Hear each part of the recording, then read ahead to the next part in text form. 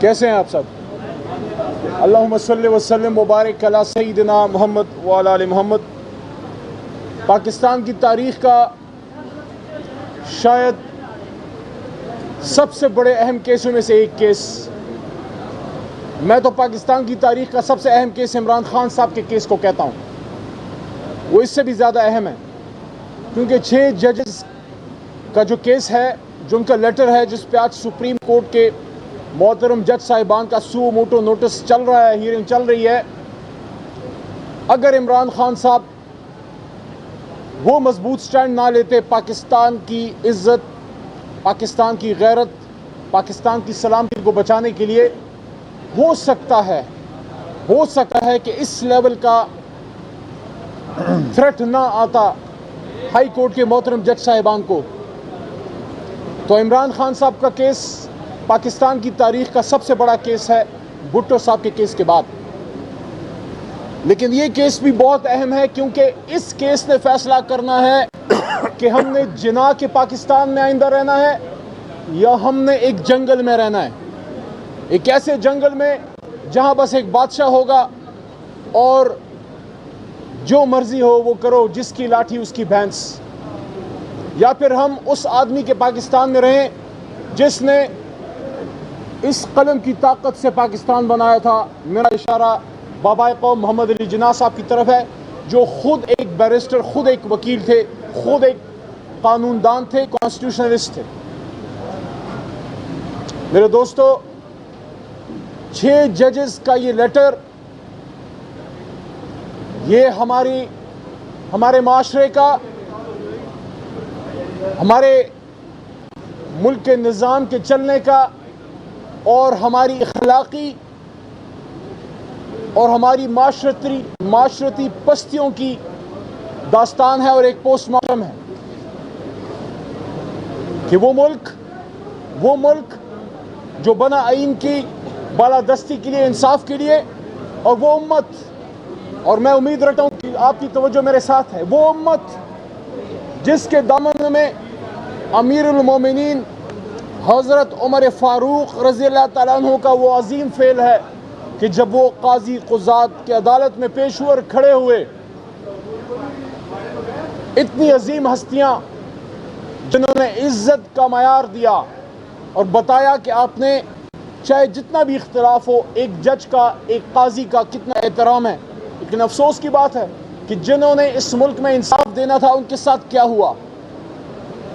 وہ مجبور ہوئے کہ اپنی گھر کی بات عوام کی عدالت میں لے کے آئیں۔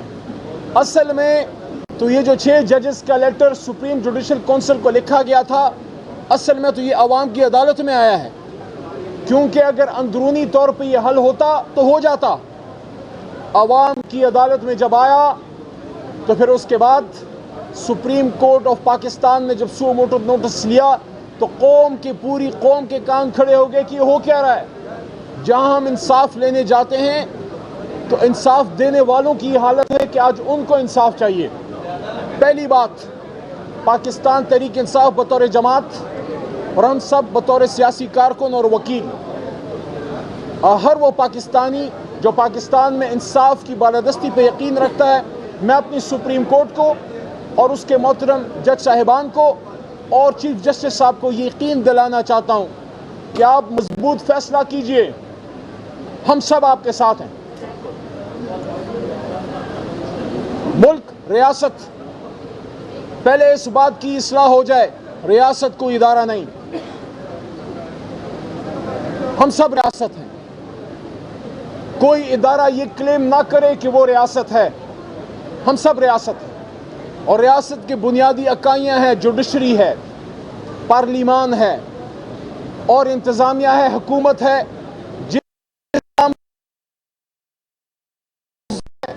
جس میں دفاع کی وزارت ہے، جس میں خارجہ کی وزارت ہے، جس میں سائنس کی وزارت ہے، اور جس میں آپ کے کچھ ذیلی ادارے آتے ہیں، جس میں انٹر سروس انٹیلیجنس ہے، جس میں ایم آئی ہے، اور بہت سے ادارے اور بھی ہوں گے۔ سب پاکستان کے لیے اہم ہیں۔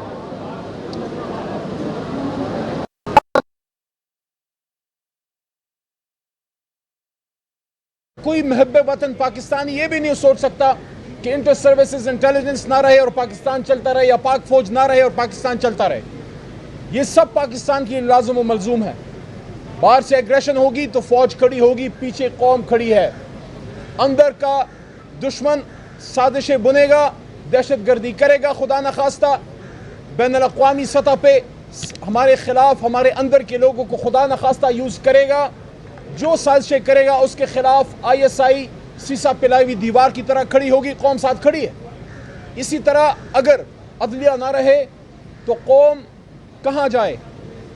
قوم کو اگر انصاف نہیں ملے گا پھر اینارکی ہوگی، اور خدا نخواستہ اگر پارلیمان اور انتظامیہ اپنا کردار ادا نہ کرے، یہ ایسے ہی ہے کہ باڈی ہو لیکن اس کا سر نہ ہو، تو ثابت یہ ہوا کہ جس طرح بدن کے لیے سارے اعضاء ضروری ہیں، آنکھ ضروری ہے، کان ضروری ہے، دماغ ضروری ہے، اسی طرح جس طرح ایک گاڑی کے انجن کے لیے سب کل پرزے ضروری ہیں، لیکن جب ایک پرزہ کام خراب کر دے کسی دوسرے پرزے کا کام کوئی پرزہ نہیں کر سکتا، آنکھ کان کا کام نہیں کر سکتا اور ہاتھ ٹانگوں کی ڈیوٹی نہیں دے سکتی۔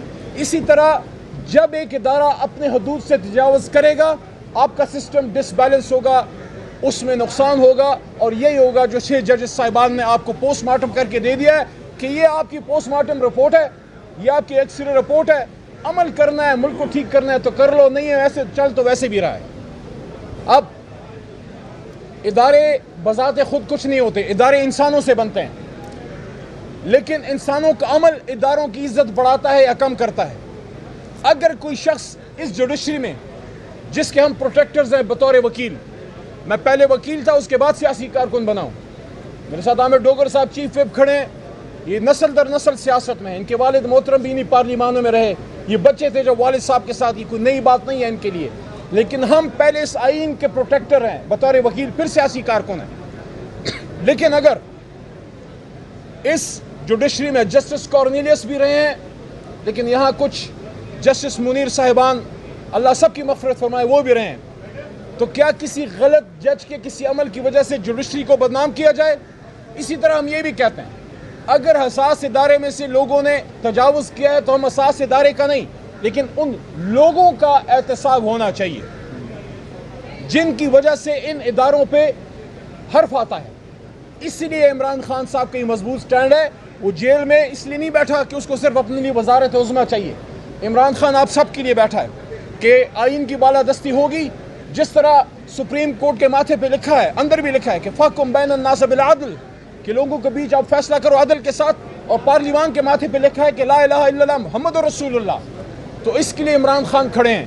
ہم ایک بات پھر کہنا چاہتے ہیں، سپریم کورٹ کو درخواست کرتے ہیں کہ آپ اس پہ مضبوط فیصلے دیجئے، قوم آپ کو اپنے سر اپنے پلکوں پہ بٹھائے گی۔ عمران خان صاحب کی پوری تحریک ہی آئین کی بالادستی کے لیے۔ اور ایک چیز اور بھی محترم چیف جسٹس صاحب سے بصد احترام درخواست ہے، آپ نے شام کو یہاں عدالت لگائی، ہم نے آپ کو ہم نے ستائش کی اور اپریشیٹ کیا کہ جو آپ نے 8 فروری کا الیکشن، اس کے بارے میں آپ نے تاریخی کلمات ادا کیے کہ یہ پتھر پہ لکیر ہے، 8 فروری کو الیکشن ہوگی۔ میری درخواست ہے محترم چیف جسٹس صاحب سے بطور وکیل، بطور سیاسی کارکن، بطور پاکستانی، کہ صرف الیکشن کرانا اہم نہیں، اس کا صاف شفاف ہونا بھی اہم ہے۔ جو اس الیکشن میں ہوا، میں بصد احترام عرض کروں گا محترم قاضی فائز عیسیٰ صاحب، یہ آپ کے فیصلے کی خلاف ورزی ہوئی ہے۔ آپ نے جب فرمایا تھا کہ فری اینڈ فیئر الیکشن پتھر پہ لکیریں ہونا چاہیے، الیکشن تو ہو گیا لیکن فری اینڈ فیئر نہیں تھا۔ یہ آپ کی آئینی ذمہ داری بنتی ہے محترم قاضی فائز عیسیٰ صاحب، کیونکہ آپ کی ریپوٹیشن ہے کہ آپ مضبوط فیصلے کرتے ہیں اور آپ سٹینڈ لیتے ہیں، تو اب وقت ہے سٹینڈ لینے کا۔ ہمیں اکثر عمران خان صاحب اللہ ان کو زندگی دے، وہ کہتے تھے کہ لیڈر سٹینڈ لے کے بنتا ہے، تو زندگی کے ہر شعبے میں میں قاضی فائز صاحب کے سامنے یہ عرض رکھنا چاہتا ہوں کہ آپ سو موٹو نوٹس لیجئے، آپ اس الیکشن پہ سو موٹو نوٹس لیجئے۔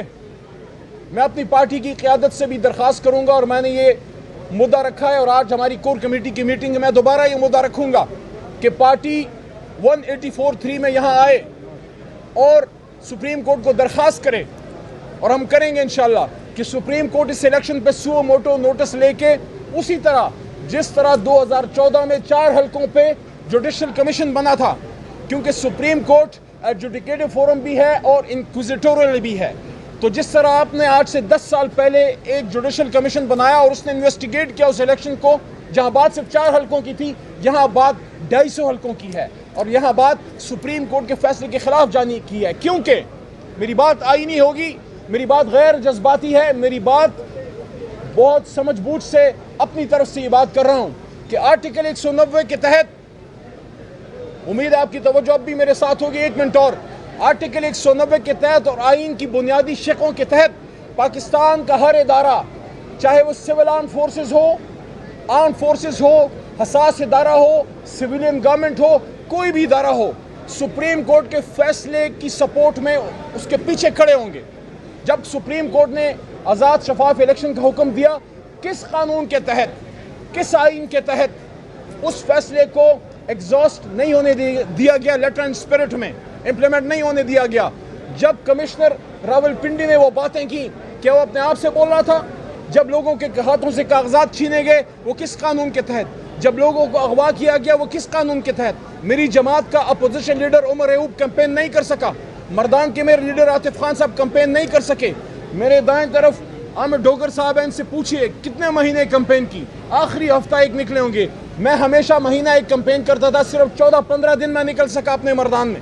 میرا سوال ہے کہ ہم تو پھر بھی نکلے، بہت سے لوگ نکل ہی نہیں سکے. جو لوگوں کی چادر چار دیواری کا تقدس پامال کیا گیا، آج بھی خواتین، علی حمزہ صاحبہ جیسی اور ڈاکٹر یاسمین راشد 85 سالہ خاتون، جو فخر ہے ہماری نہ صرف پی ٹی آئی کا بلکہ لاہور اور پورے پاکستان کا، ان جیسے لوگوں کو جب الیکشن میں حصہ ہی نہیں لینے دیا گیا، جب ان کے کیمپس ہی نہیں لگنے دیے گئے. تحریک انصاف کا آج بھی لاہور میں، پنجاب میں کوئی آفس ورکنگ پراپر نہیں ہے.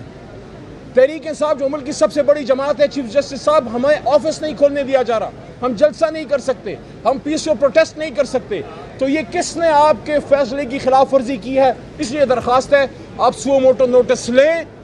یہ پاکستان کی تاریخ کا سب سے اہم الیکشن تھا جس پہ ڈاکہ ڈالا گیا ہے، آئین کی خلاف ورزی کی گئی ہے.